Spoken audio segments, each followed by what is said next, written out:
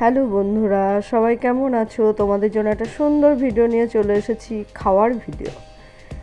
এটা দেখো, এটার নাম হচ্ছে মশলা পনির নাগেট, মানে ফ্রোজেন।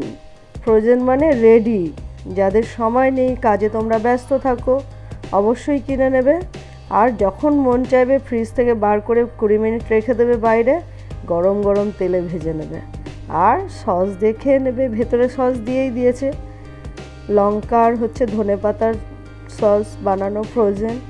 তো অবশ্যই সাদা তেল দিয়ে ভাজতে হবে, কারণ এটা সর্ষের তেলে হবে না। দেখো আমি কিভাবে করছি, দেখতে বেশ সুন্দর, ত্রিভুজ আকৃতির, মানে একদম রেডি করাই আছে।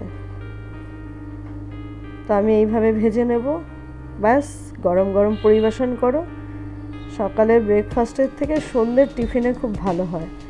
চাইলে তোমরা সঙ্গে নিয়েও যেতে পারো টিফিন বক্সে করে, যে যেমন খেতে পছন্দ করো। পনির কারা কারা পছন্দ করো অবশ্যই আমাকে কমেন্টের মাধ্যমে জানাবে বন্ধুরা, ঠিক আছে?